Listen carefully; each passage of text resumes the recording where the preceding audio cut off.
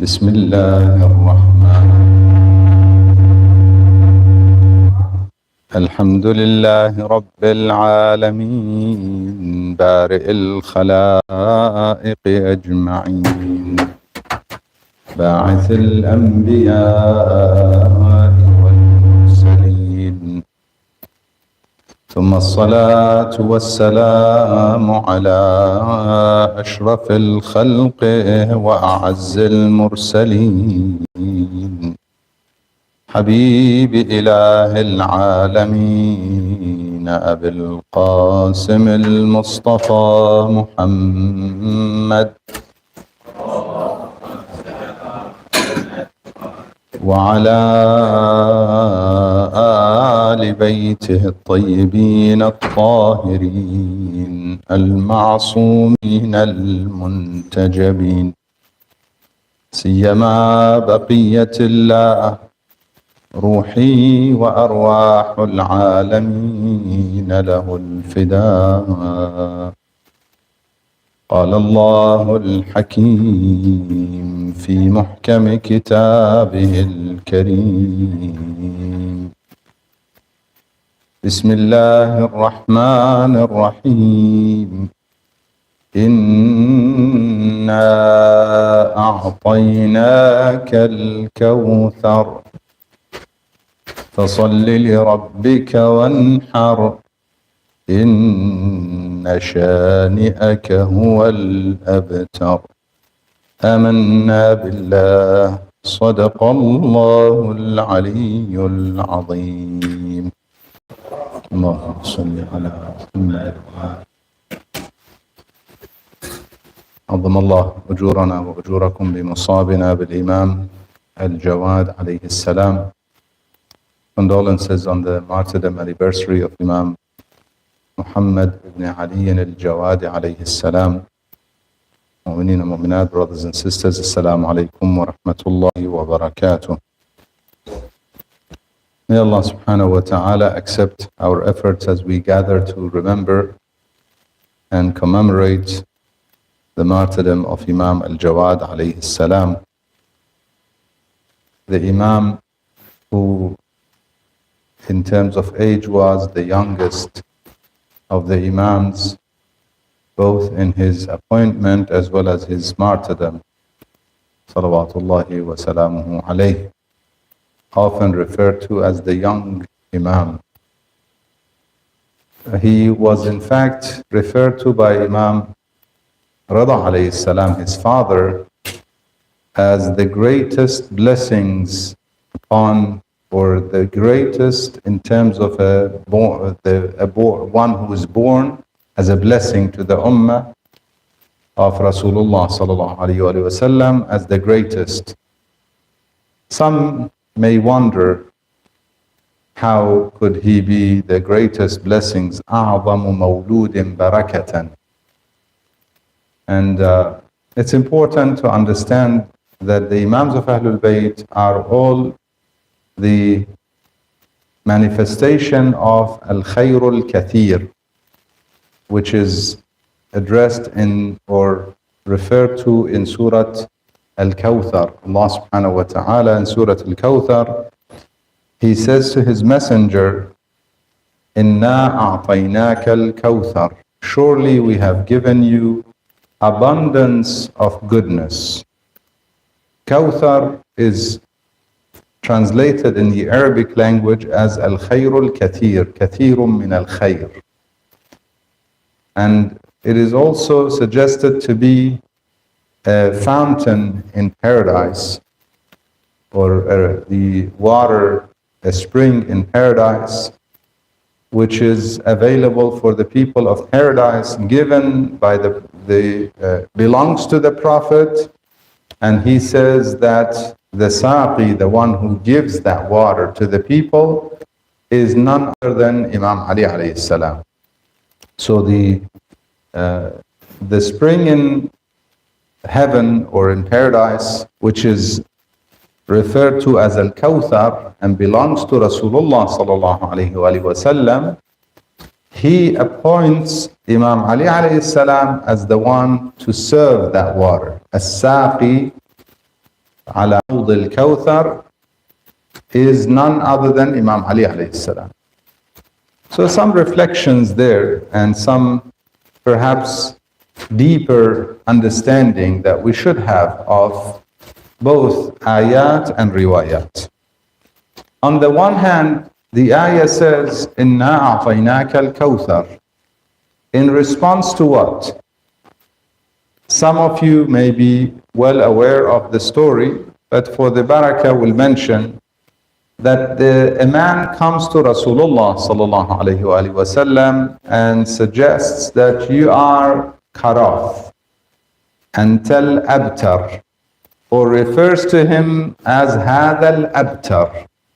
This is the man who does not have lineage, because in Arabia they suggested that one's lineage happens through his children, as in boys. If he does not have boys, his name and his fame is not going to be continuous. It's cut off. It ends with him. The legacy ends with him. And this is a shameful situation that Muslims or people up until this day and age, many nations and many Muslim nations and cultures still have the same sad beliefs, the same backward beliefs, that the only one who can carry the name of the family is the boy.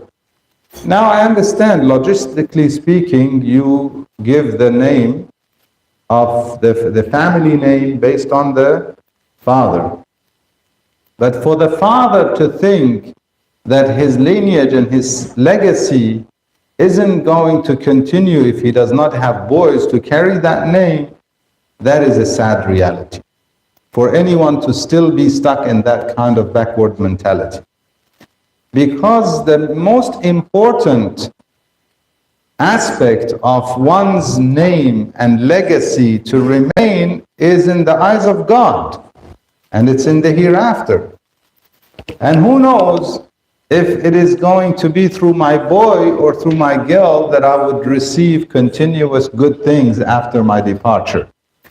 You know, you may have a boy and he doesn't bring anything but shame to you, and God forbid bad actions.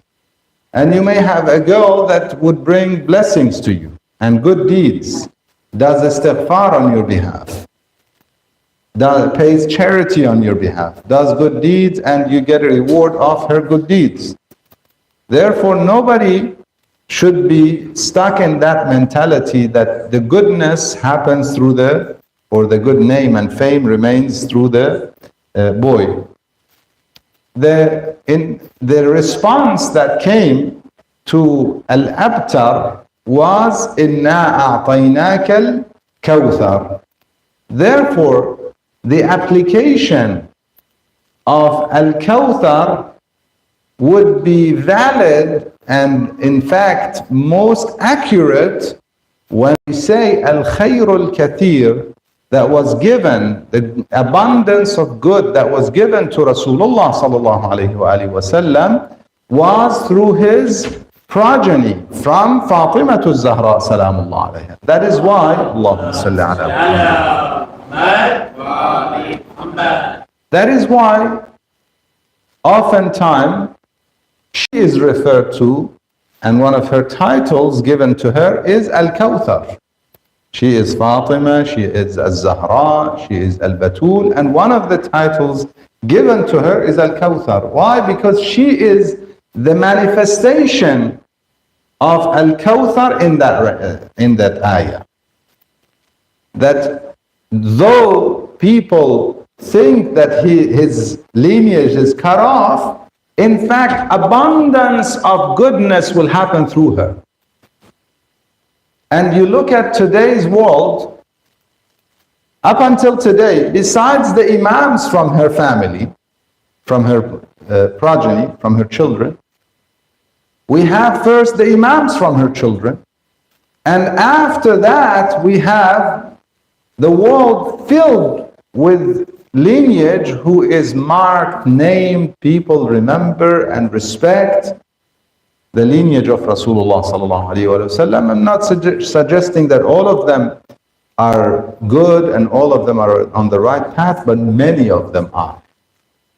In fact, many of our greatest scholars and martyrs throughout the history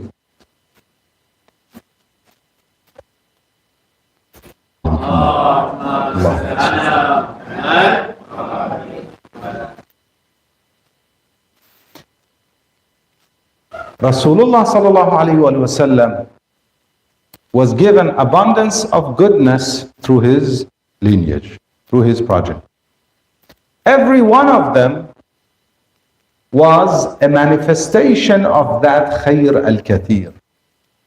However, Imam al-Jawad alayhi salam had a very special position that made him that special mawlood that Imam al-Rida alayhi salam says about him, that no born is more blessed upon the ummah than this child of mine. Some may ask, what about all his fathers? There is a special blessing that is unique to Imam Jawad alayhi salam, that his father Imam Rida alayhi salam was referring to. This is what we need to understand. Something unique about the Imam. Something that made him special, that the Imam, he says, أَعْظَمُ بَرَكَةً, the greatest in barakah, in this regard perhaps. So some reflection on what is unique about Imam al-Jawad alayhi salam. One of the very unique aspects of the Imamah of Imam Jawad alayhi salam was the fact that he was appointed at a very young age. Through the Imamah of Imam Jawad alayhi salam, something got confirmed to the followers of Ahlul Bayt, and eventually the Muslim Ummah will understand through that and will join the followers of Ahlul Bayt because this very unique aspect of the Imamah of Imam Jawad alayhi salam. What is this unique aspect? When the Imam was introduced as the heir to the Imamah, the one who would be Khalifa of his father, Imam Rida alayhi salam. By the way, Imam Rida alayhi salam gained a very special position and special fame at his time. So his children were referred to as Ibn al-Rida. Both Imam al-Jawad alayhi salam and Imam al-Hadi alayhi salam are often or were referred to, historically speaking and at their time, as Ibn al-Rida, the son of al-Rida alayhi salam, because of, again, the fame that the Imam gained at that time. He says this mawlud is unique. The uniqueness here is what he gives as an answer to one of those who was questioning the Imamah of Imam Jawad alayhi salam, when somebody asked him, Ya ibn Rasulullah, who is after you? The Imam says, this young boy, very young. So the man was surprised. He said, he's young. How could he be? Perhaps the Imam may have given an indication to the one asking that it's going to be soon, that he was asking. He wasn't expecting the Imam to live long and therefore his son to be old enough. Perhaps he suggested that it would be soon. This is why he asked why or how could it be him when he is so young. So Imam Rida alayhi salam said to him, how is it that Isa alayhi salam was given a position when he was in al-Mahd? Al-Mahd means the cradle. He was in his cradle. في المهد صبيا قالوا كيف نكلم من كان في المهد صبيا. When his mother pointed to him, when they asked the question in Surah Maryam, and his mother, Maryam salamullah alayha, Lady Mary salamullah alayha, she was asked, where is this from? What is this? She pointed to the child in the cradle.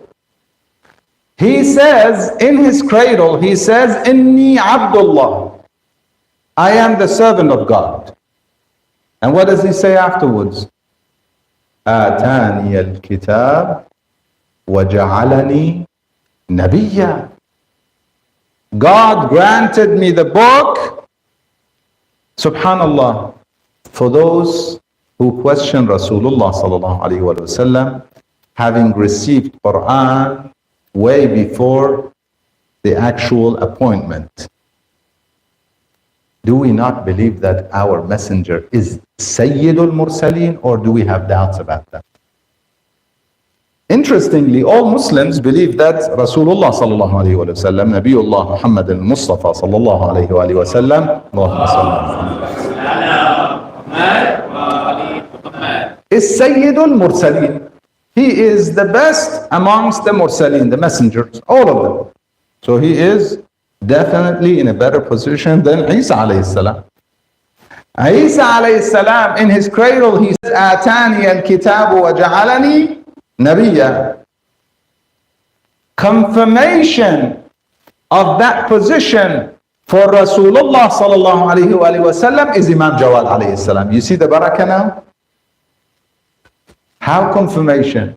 Because Imam Rada alayhi salam says, this is the son of Rasulullah. Therefore, Rasulullah is, awla, as we say, has a more of a position to have that status, that he could be a messenger from the cradle.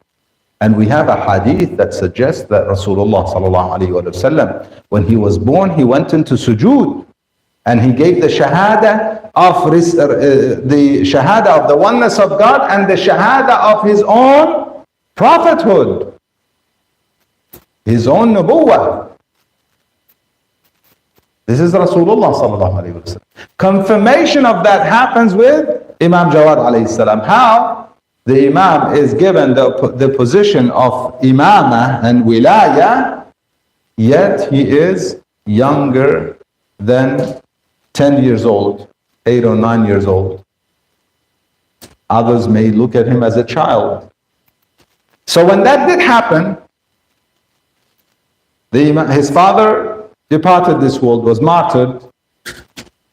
Many people, amongst them the followers of Ahlul Bayt, came to Medina trying to ascertain who is the Imam after Ar-Rida alayhi salam. All the followers of Ahlul Bayt, they know that now Imam Rida alayhi salam is martyred. Who is the Imam after him? They came to Medina. The family of Rasulullah is in Medina. His children, his son is in Medina. His brothers or his uncles, meaning the brothers of Imam Rida alayhi salam. Looking at Bani al-Abbas, they had a bad model. Meaning what? In Bani al-Abbas, both Bani Umayyah and Bani al-Abbas, it wasn't necessarily the son of one, it was sometimes the uncle, which is not our concern, because in Risala and Imama, it's not about it's not like kingdom.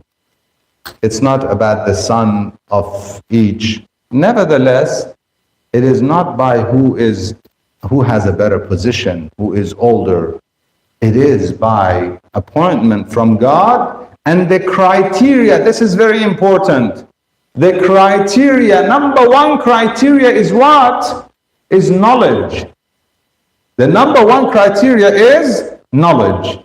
So we said barakah in terms of the position of Imam Jawad alayhi salam, giving even his grandfather Rasulullah sallallahu alayhi wa sallam confirmation of his status being a Rasul from his cradle. The example is Imam Jawad alayhi salam. That's one. Another one is about his grandfather Amirul Mu'minin alayhi salam. After Rasulullah sallallahu alayhi wa sallam, there was absolutely no doubt that the most knowledgeable individual after the Prophet is Imam Ali alayhi salam. You ask anyone, any historian, any scholar, Muslim scholar, Shia or Sunni, any of them, if they don't want to tell a lie and go against their books and history, they will say the most knowledgeable after Rasulullah sallallahu alaihi wasallam is by far Imam Ali alayhi salam. No doubt. There's no comparison. Individuals who were appointed, who one of them says, I was given that position and I'm not the best amongst you. Another time he says, Aqiluni, please let me resign from my position. This is the first Khalifa. We're not referring to Ahlul Bayt, we're referring to the political Khilafah. The second one often says, if it wasn't for Ali, it would be perished. لَهَلَكَ Umar. May I not live for a difficult situation where Abul Hassan is not there, meaning Imam Ali alayhi salam. لَيْسَ لَهَا Abul Hassan.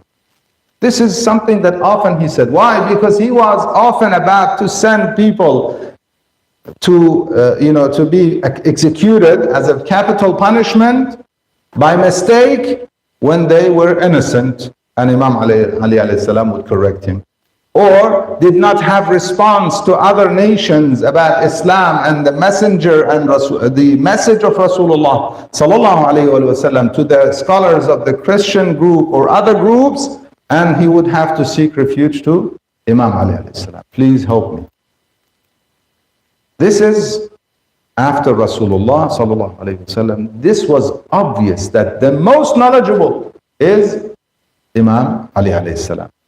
Now, how does knowledge comes to them, and how are they the most knowledgeable? Another barakah from Imam Jawad alayhi salam is to shed light on this issue, that their knowledge is not by teachers.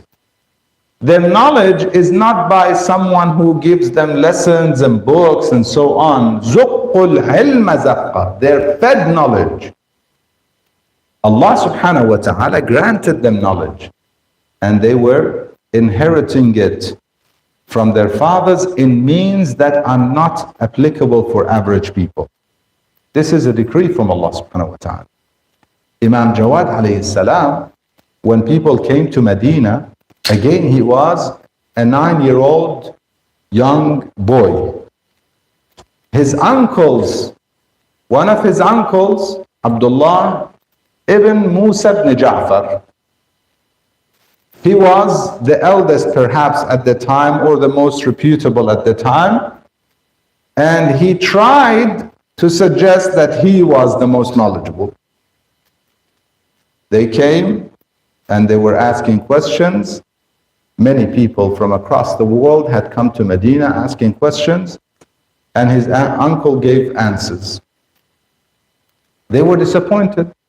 I don't have the time to go through some of the questions and the answers he gave, but you can search it and the story is there, the narration, the hadith is there. They were disappointed. They were wondering how, this doesn't make sense. Some of his answers didn't make sense. Eventually, Imam Jawad alayhi salam walked into the gathering, a 9-year-old boy.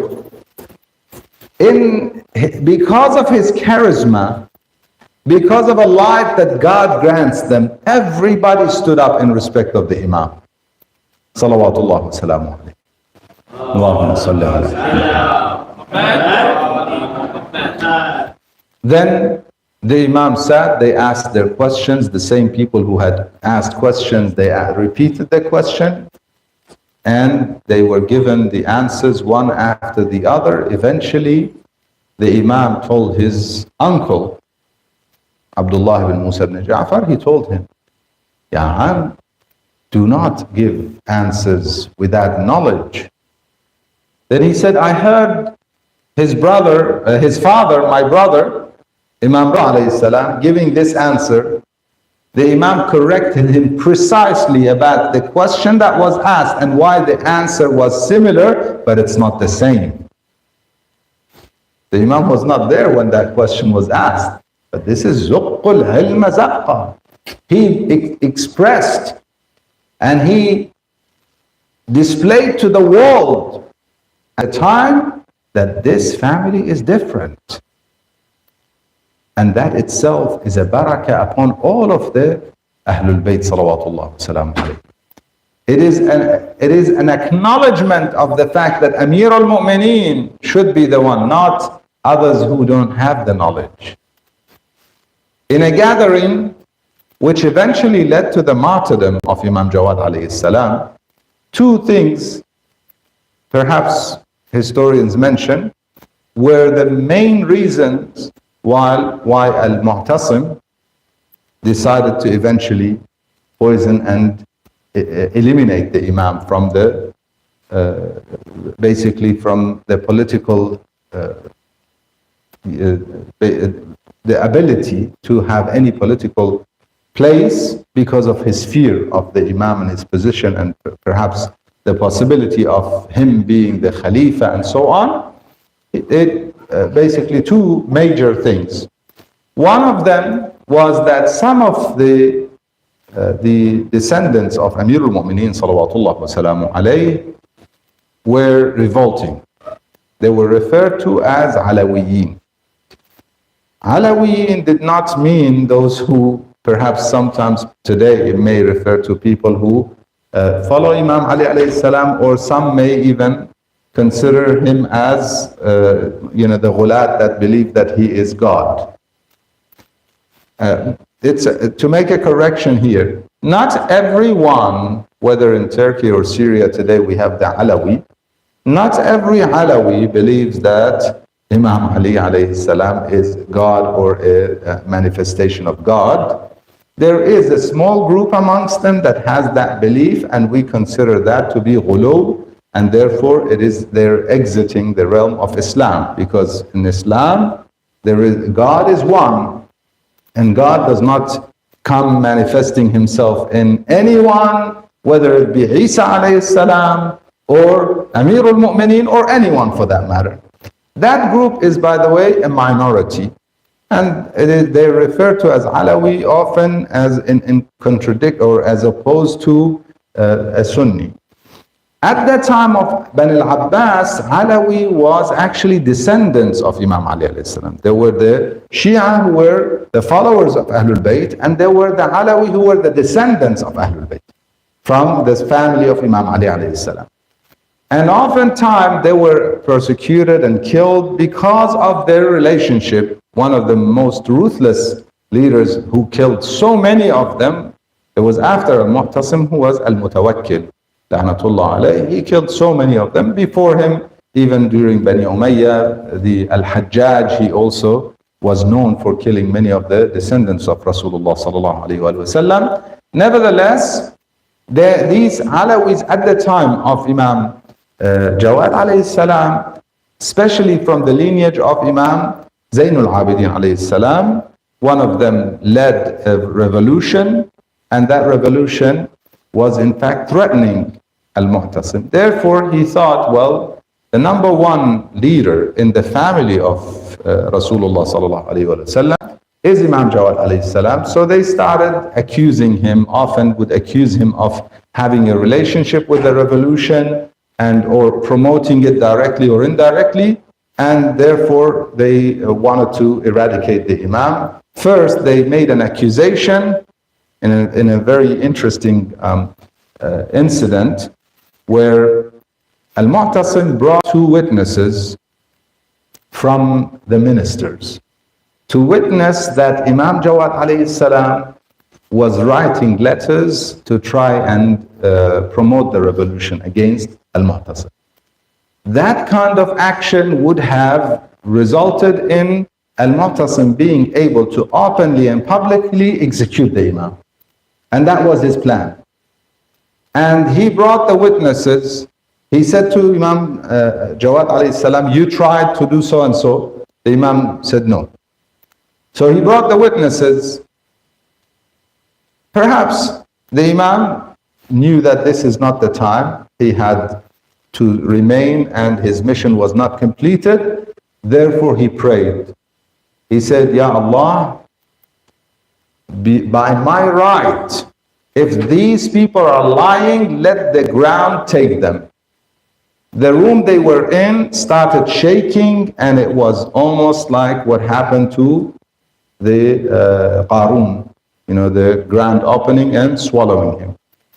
That Al-Mu'tasim immediately said, it was my mistake, please forgive us all. So that incident does not continue, the Imam prayed again. and said, Ya Allah, forgive them. This was an incident prior. Obviously, that was the plan. Now they wanted to execute it. The next issue where they had, and Mu'tasim decided through that issue to basically remove the Imam from any opportunity of having fame or name, was regarding his knowledge. We mentioned earlier his knowledge and the display of his knowledge in Medina. In the capital, Baghdad at the time, they gathered many scholars. Initially, the gathering of scholars happened at the time of Al-Ma'mun. Al-Ma'mun, when he married his daughter to Imam Jawad alayhi salam, he was questioned, and so he displayed the knowledge of the Imam through a gathering of scholars. Through that gathering, many of them were humiliated. The Qadi, the highest judge at the time, was humiliated in that gathering, but the most humiliation was when they brought somebody at the time of Al-Mu'tasim. They brought someone who had stolen, and they wanted to cut off his hand. They said the verdict is his hand needs to be cut off. They're not sure where from. Obviously, the rule had not been perhaps executed for a while, or they were not sure. The scholars at the time had a debate. Some of them said yad, a hand in Arabic, refers to anything from under the shoulder. Others said no, yad refers to anything under the elbow. And this was a debate amongst the scholars. Each of them gave their verdict and their reason. In that gathering, Imam Jawad alayhi salam was present and was asked to give his verdict. Perhaps Al-Mu'tasim, when he asked, or whoever put that Imam in that position that they asked him, they may have had an intention to humiliate him again, because these scholars gave their verdict with ayat from the Holy Quran, and he couldn't give any different. They assumed that he would not have any different answer. They thought the hand would be either under the shoulder or under the elbow or from the wrist. Yeah? And all of that, they thought they had proofs based on ayat of the Holy Quran. So either he has to give the same answer, nothing new, or he doesn't have an answer with reasoning and a proper verdict. The Imam, on the contrary, surprising all of them, he said the cutting of the hand happens with the fingers only. And they were surprised. Qadi al-Qadat, and he gave the reason.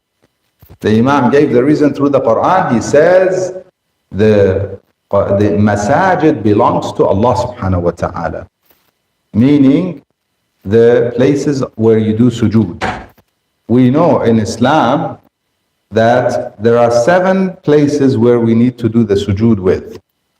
We have the palms, the forehead, obviously, the main one, the forehead, the palms, the knees, and the toes, the tip of the toes. These are the 7 positions of masajid, the places that should be on the ground as we do the sujood. He said they belong to Allah subhanahu wa ta'ala. Inna al-masajida lillah. Not just masajid as in the building, but the places of prostration. Amazing. And therefore, if you cut his hand from the wrist or anything above, you have taken away the masjid. Therefore, you can only cut the fingers, and that suffices. And you keep his masjid, his palm. They were puzzled. They did not expect anything of that nature. Therefore, the Khalifa at the time said, we will go with his verdict. It makes the most sense. Few days later, Qadi al-Qadat comes to the Khalifa. He says, what you did, you accepted the verdict of a man that many people consider him the Imam instead of you. In other words, now you have given him even more of or stronger position, more of a reason why people would agree that he is the right leader and Imam. And this is part of the reason why eventually he decided to poisoned the Imam salawatullah wa salamu alayhi. But as we mentioned, the barakah of the Imam happened through his knowledge and confirmation that their knowledge is zuqtul ilma zaqqa.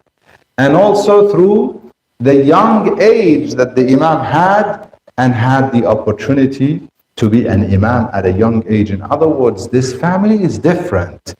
Rasulullah sallallahu alayhi wa sallam in Salatul Jum'ah, we recite Suratul Jum'ah. And in there we recite that he is Ummi, huwa alladhi ba'atha fil ummiyina rasulan minhum. He is referred to as an-Nabi al-Ummi. Some, they suggest that the Prophet was illiterate. He could not read or write. Subhanallah. He could not read or write, yet he was sent to teach them. يزكيهم ويعلمهم الكتاب والحكمة. He has to teach them the book and wisdom, and he cannot read or write. That is another barakah from Imam Jawad alayhi salam, that he does not need to be taught by a teacher. A 9-year-old could not learn by the physical means, worldly means.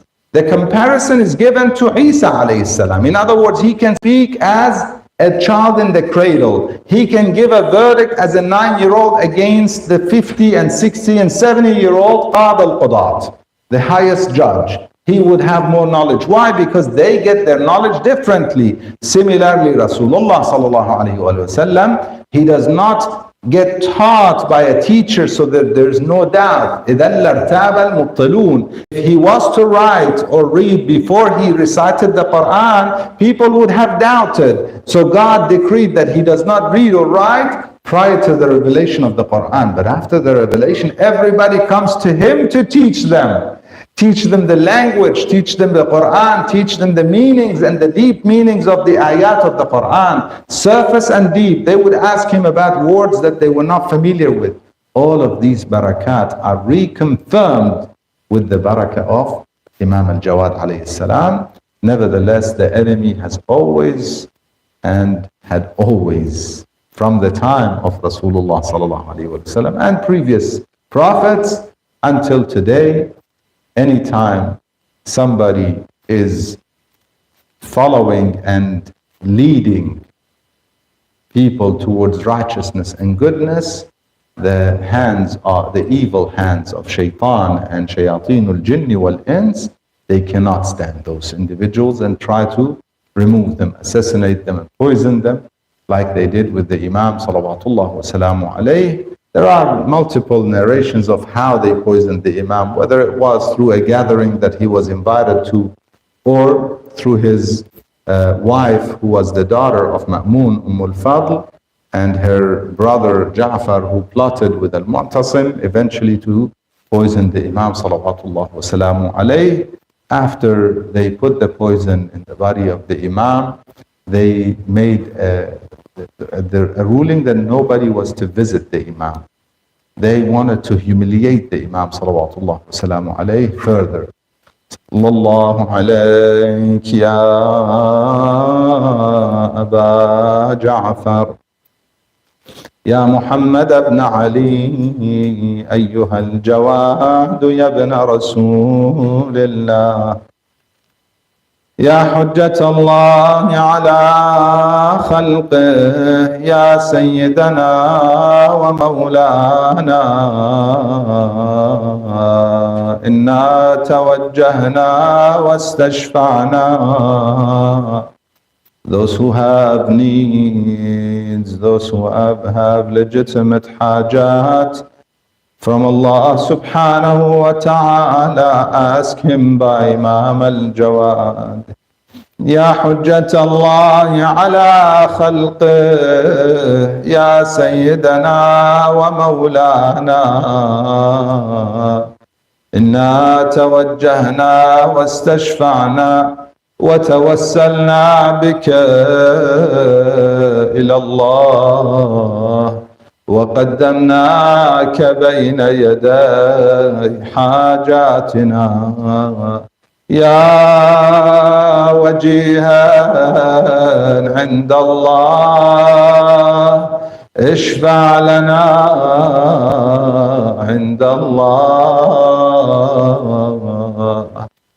They poisoned the Imam, then they abandoned anyone from visiting him or even attending to his body. Salawatullah wa salamuhu alayhi.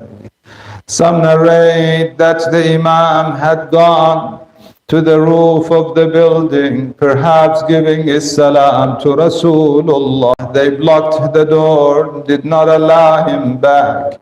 When he was martyred in his pain, salawatullah alayhi, Al-Mu'tasim ordered for the body to be thrown from the top of the roof. Salawatullah alayhi, his body was left. They did not allow anyone to attend to the body of the Imam. Perhaps a plan to humiliate the Imam, thinking that his body would start having bad odor like ordinary people. Did not realize that this family is blessed by Allah subhanahu wa ta'ala. Narrators say, historians mention that his body would smell the best scents that they had known, like al-misk تفوح منه. He was left until some of the family of Rasulullah, some of Bani Hashim and the descendants of Amir al-Mu'mineen gathered, put pressure on the Khalifa. They took the body of the Imam, respectfully buried him next to his grandfather Musa ibn Ja'far alayhim as-salam in the maqabir, in the cemetery of Bani Hashim in Baghdad. I say, Ya ibn Rasulillah, you were similar to your grandfather Abu Abdullah, that they left your body, did not allow its burial. Yet I say the body of your grandfather Abu Abdullah was a body without a head. While the body was left, it was trampled with the hooves of the horses of the enemy. لا حول ولا قوة إلا بالله العلي العظيم. إنا لله وإنا إليه راجعون. وسيعلم الذين ظلموا آل محمد أي منقلب ينقلبون والعاقبة للمتقين. نسألك اللهم وندعوك باسمك العظيم الأعظم الأعز الأجل الأكرم، إلهي بمحمد وعلي وفاطمة والحسن والحسين وبالتسعة المعصومين من ذرية الحسين. إلهي بالجواد يا الله، بإمام زماننا يا الله، يا رحمن يا رحيم يا مقلب القلوب، ثبت قلبي على دينك، ثبت قلوبنا على دينك يا الله. Make us steadfast upon the religion, Ya Allah. Make us amongst the lovers and followers of Ahlul Bayt, Ya Allah. Grant us in this dunya the ziyarah to visit the Imams of Ahlul Bayt, to visit the shrine of Imam al-Jawad alayhi salam, Ya Allah. Grant us in the hereafter to be amongst his lovers and the lovers of Ahlul Bayt, and grant us the intercession of his grandfather Rasulullah sallallahu alayhi wa alihi. Grant mu'mineen and mu'minat who have needs, hajat, grant them their legitimate needs, Ya Allah. Those who are unwell, especially those who asked us for dua, grant them all the quick recovery and well-being, Ya Allah. Ya Allah, mu'mineen and mu'minat who are in difficulty anywhere in the world, especially those under oppressors and tyrants, grant them the quick relief and victory, Ya Allah.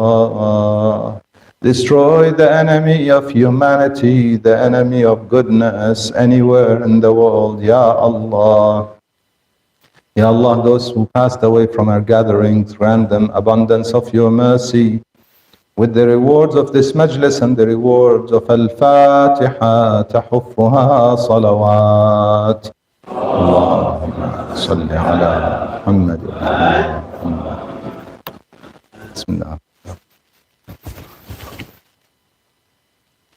إياك نعبد